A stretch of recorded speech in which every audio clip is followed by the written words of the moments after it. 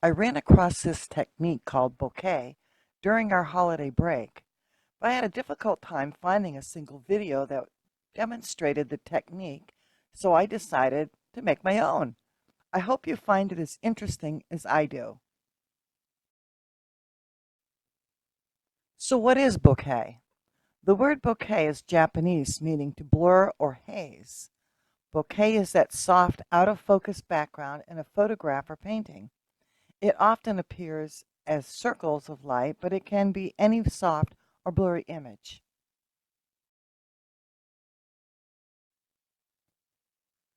In this example, the focus of the photograph are the red poppies. Notice how sharp they are. The out of focus background is called bokeh.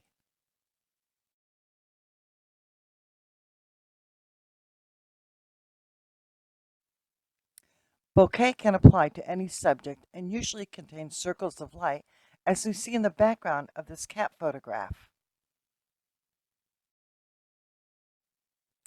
In this photograph of dogwoods, the background blossom is also considered bokeh because it is out of focus. We've seen examples of bokeh in photographs, but it also adds another dimension to art, so let's check those out now.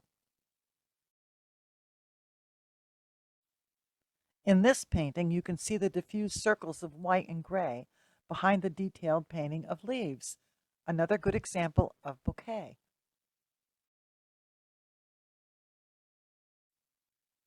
Here the artist used multiple layers of circles in different tones to create a three-dimensional bokeh technique. Pretty interesting, isn't it? This artist used both light and dark colors in their bouquet background in various tones. Notice that the same colors were used in the ornaments.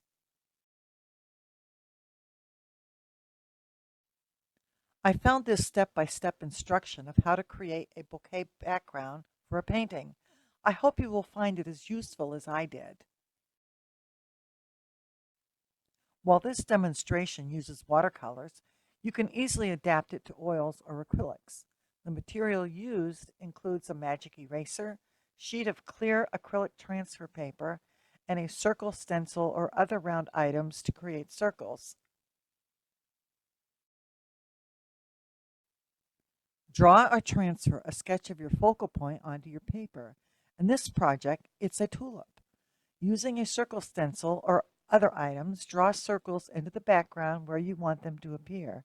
Yes, this will take a bit of pre-planning. Using masking fluid of your choice, outline your focal point and let it dry completely before you begin painting. Once it is dry, wet the background thoroughly. While the background is wet, drop in your background colors, including your circles. Make sure you leave the areas you want highlighted a lighter shade. Still working wet and wet, add in suggestions of your background foliage and flowers, leaving them blurry. You can negative paint around any circles you want to keep light. While your painting is drying, make a stencil of your circles using the transparency sheet. You can use an X-Acto knife to cut them out. These circles should be the same size as the circles you drew on your painting. Place your transparency stencil over your circles and using a damp magic eraser, lift the color from the circle. Be careful not to damage the paper with the eraser, so go easy.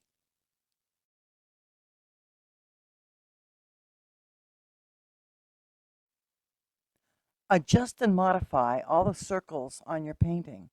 You can add hard edges or soften them depending on the effect you are looking for.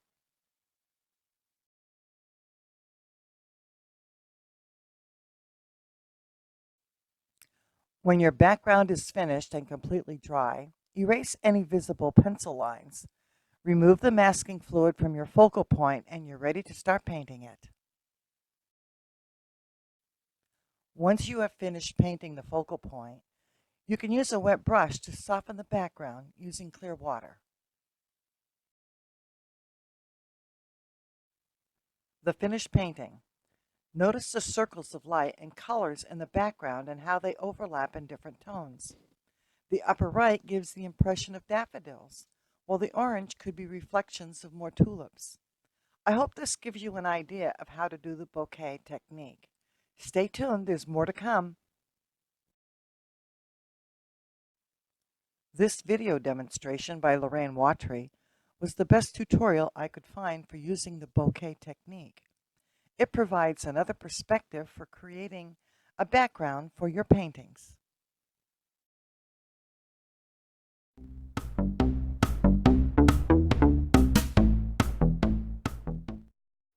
Hi, this is Lorraine Watry, and I am going to be explaining how I do a soft focus background for this painting that I am going to be doing for a demonstration for a workshop coming up. And I have the painting that I did prior to this to get an idea of what colors I was going to use. This is my finished piece, as you can see. And I have a pink and yellow columbine with a soft focus background. And so I thought I would create this video so that you can see how I did that. Let me move this one out of the way. And the first thing you'll notice is that I have masked or taped my main flower and the stem and the bud that is a part of the painting. So this is a close-up of a single flower and a bloom. And then I have also used masking fluid to mask the smaller pieces of the main flower. So I put that on where it was a little thinner lines or rounder shapes. And then I used masking tape over my pencil and used an X-Acto blade to carefully go around and cut the form out of the masking tape. So my pencil line was still not extremely dark. It is viewable through the masking tape as long as you have masking tape that is a creamy color and not colored, like blue or some of the other colors they have out now. And you just take your time, and you have to make sure that your blade is sharp, and it should be a new blade.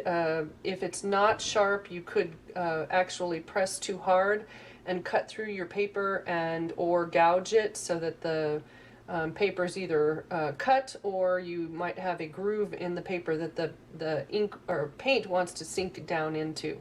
So and for me, this works really well because now I can just focus on painting the background, and I don't have to think about carefully going around each of the parts of the main flower or the main object.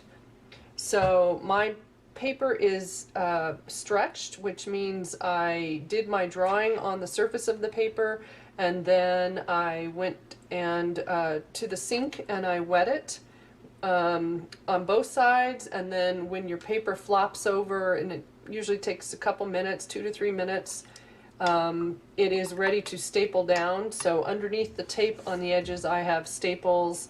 And when you say stretching, that doesn't mean that you are actually pulling on your paper.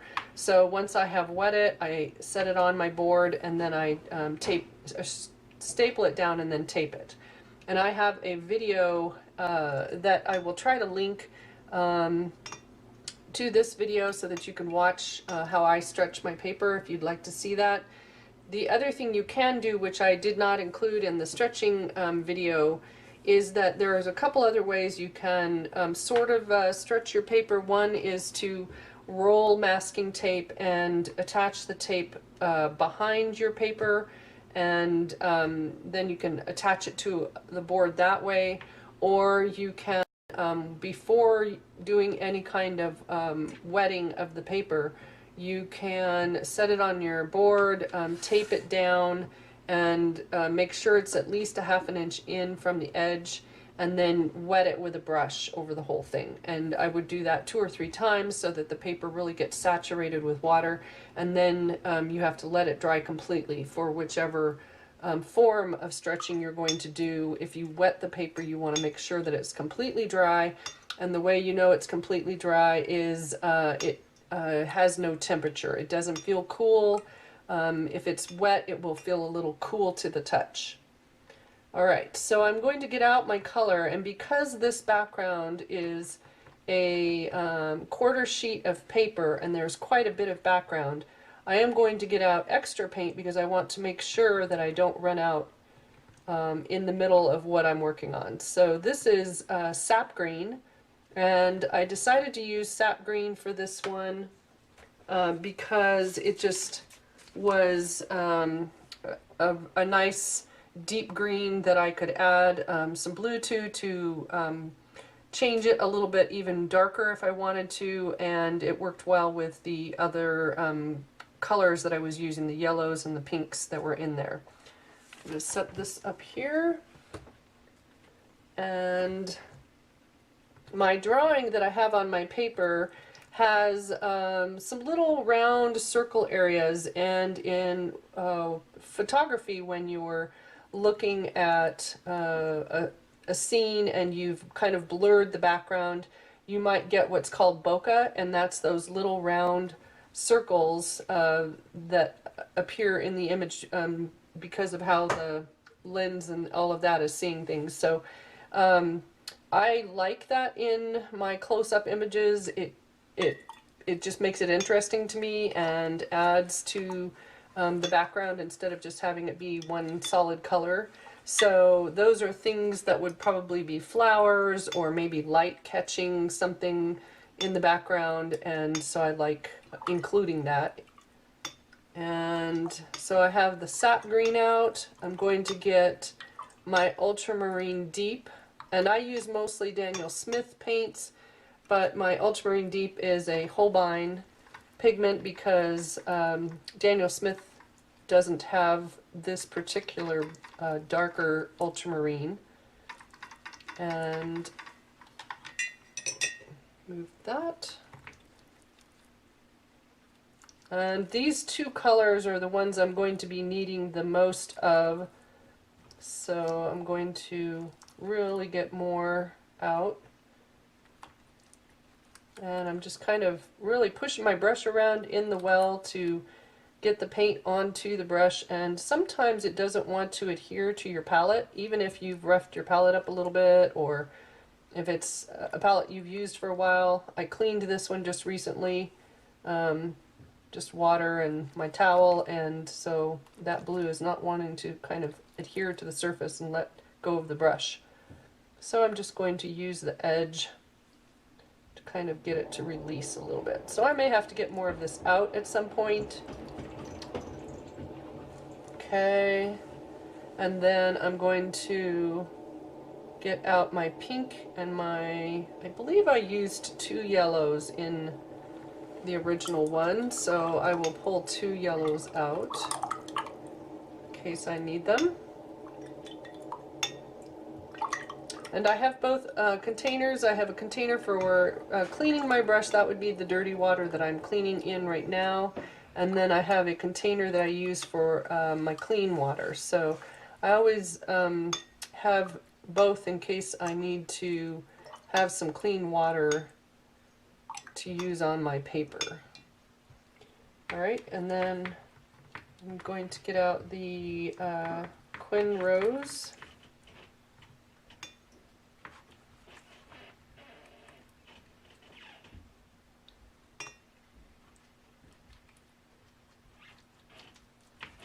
Okay, a little more. I don't need a lot of that just because it's not going to be really large areas. And the last 2 will be the yellows. I may get out a touch more of the sap green before I start. So I'm pulling out some of Aureolin Yellow, and Aureolin Yellow is a cooler yellow. It leans a little more toward green. When you're looking at yellows, it's not as orange a yellow. And again, I won't need a lot of that. So I'm pulling that out, and then I will get out some New Gamboge, which is a warmer yellow. And it leans toward orange. Okay. And so this just gives me options. I can vary what I'm doing in the painting background with those different colors. And then just a little more sap green, and I should be ready.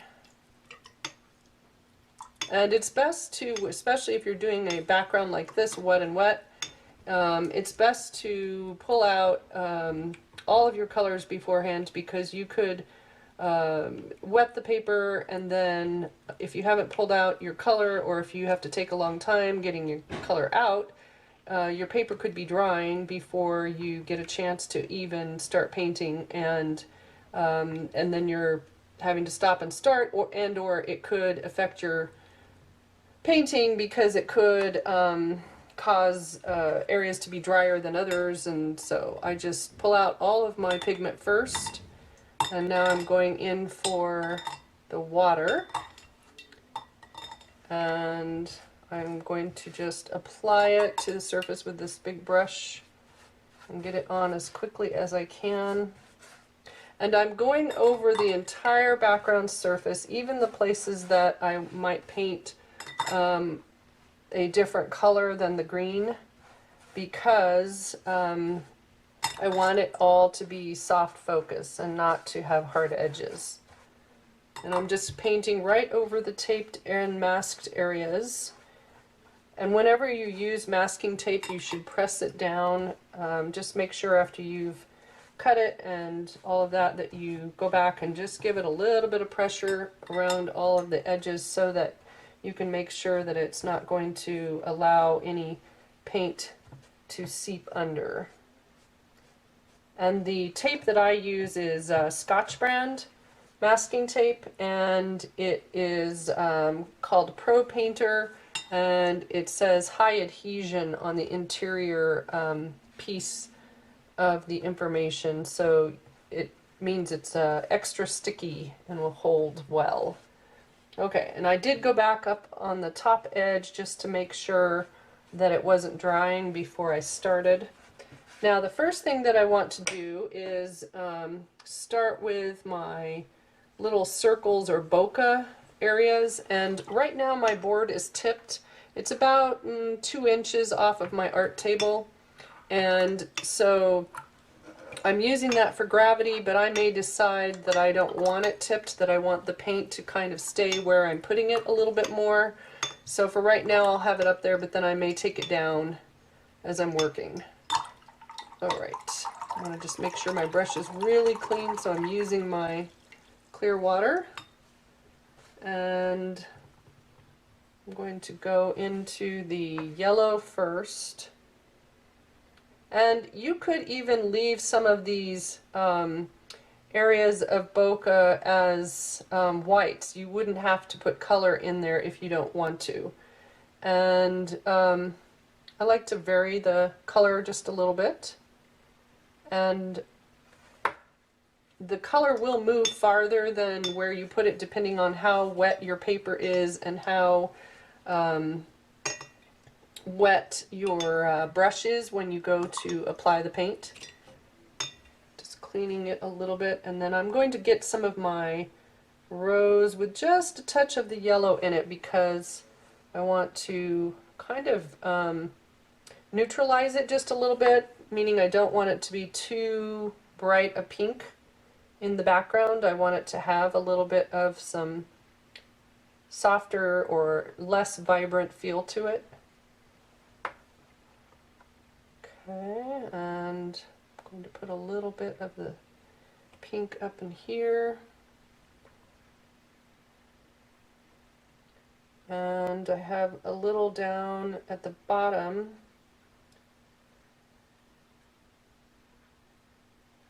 I think I'm going to put just a touch in there. And then I'm going to go back to my Oriole yellow, and it's already, my paper is already starting to dry just a touch at the lower side here, so I'm going to have to move kind of quick to make sure it doesn't completely dry before I want it to. Okay, So I've got those lighter, kind of brighter colors on there, and now I'm going to come back with my sap green, and I'm going to start in the corner, so I want that corner to be a little darker, so I've gone over to my ultramarine deep and put some of that in there. Now as I come down around the bokeh areas, I am going to stay back from them just a little bit because my color is going to want to move into those. It's going to keep moving inward. So if I create sort of a circle shape, it's going to want to fill it in and make that area even smaller than where I put the paint. So I want to be careful that I don't go too far, too close, because it might take out that shape completely if I go in too far. Alright, and some sap green up here. And I like how the sap green is lighter in some places and darker with the ultramarine deep in others. So I'm going to just kind of keep working with that. Now I do need to pull out some more ultramarine deep. I didn't quite get out enough. So what I'm going to do is get to a place where I can pause, and I'll put a little bit of water on the paper. So I'm just kind of filling in some of these areas that act as natural breaks, and then I will bring some more water onto the paper. So this area right here, and I'm trying to stay away from the green that I just put on because I don't want it to move too much and run as I'm doing this. Now I have to also be careful, those colors that I put on earlier, I might end up with a little bit of blooming happening, so I may have to come back and put some paint in those areas as well, because I am adding extra water to this area of the paper. It might push some of the colors that I've already applied around and cause blooms. Okay, so I'm going to get out as quickly as I can some more of the ultramarine deep, and even if I just have it wet and I have to put my brush in there, that would be fine as well. Okay, and I'm using a separate brush for that so that I can keep going. I'm going to add a little bit of blue up in here. And I'm just going to go right in my well because at this point I need to keep moving. So most of the time I try not to go into the well directly because I like to keep my colors as bright as I can, and that can start muddying up your paint. So I'm kind of liking some of the lighter pieces right there, so I'm going to leave that. And then as I'm moving down, I will kind of see how wet this area is or not, and then make adjustments if I need to. So some of the yellow that was in right here has moved down, but some of that will disappear because I can just take my green right over it and it won't matter. And I'll come in just a little bit right there. And then I'm going to release some of the blue out of the brush.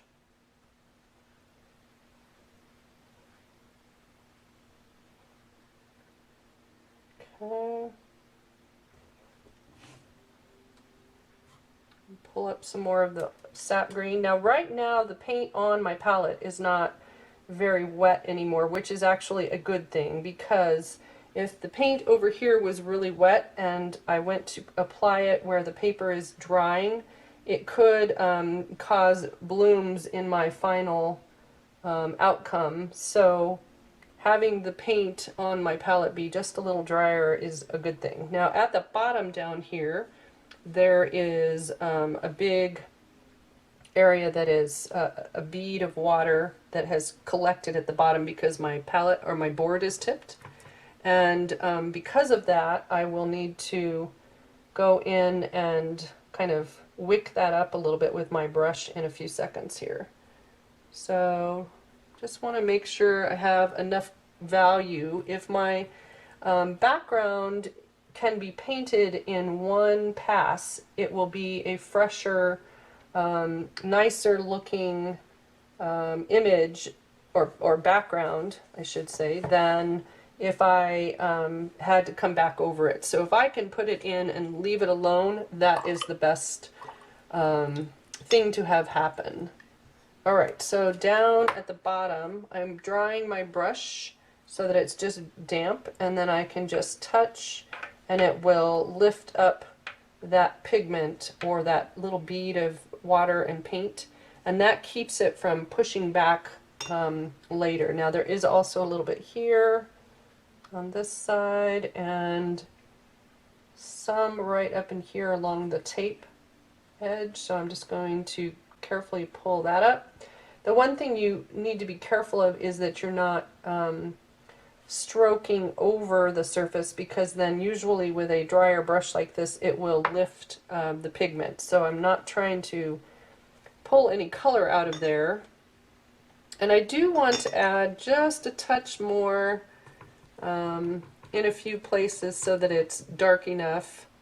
I'll re-wet my pigment here so I can get a little more out. So at this point everything is kind of wet, and I have a few seconds to make some adjustments. This has started to dry because it's lost its shine, so I don't want to go up into that area, but down in this lower section I can add a little more depth by adding to it. So the one thing you just may have noticed that I did was, after I mixed the paint, because I pulled some water out and it was a little wetter, I took my paper towel and I dried the back edge of my brush, because I don't want as much moisture in the brush, and so by drying that back edge, that will keep me from putting too much water with the paint onto my paper, and keep it from causing blooms. Okay, just a touch more, so a little more blue, and I'm going to just kind of put that down in this corner.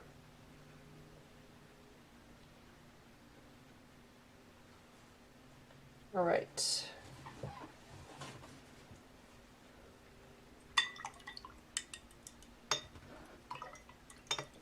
All right, so I think I am done with this background, and I think it will dry with enough value, enough darkness that my flower will pop from it when I go to paint that in later. So I am going to leave it and let it dry, and if you paint a background in and you need it to be dark and it's not quite dark enough, the best thing to do if you're needing to go add some more value, but maybe it's already started to dry. This is pretty dry up here, and if I tried to go back into that, I could cause issues the whole way through. So it is better to let it dry and then re-wet the whole thing, and then adjust where you need to adjust. But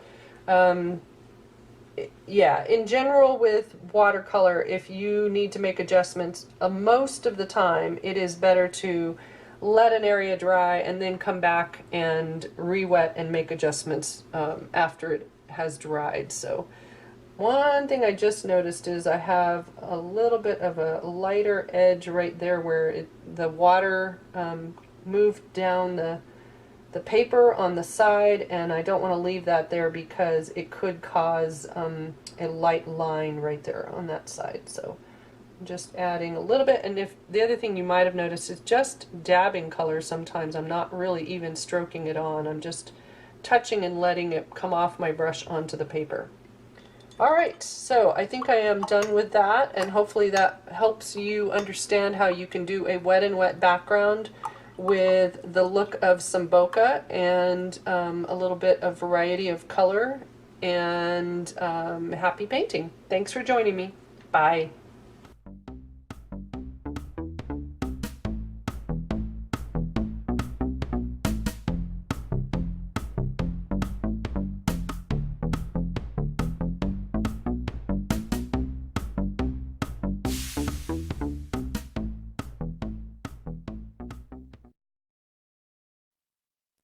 The end.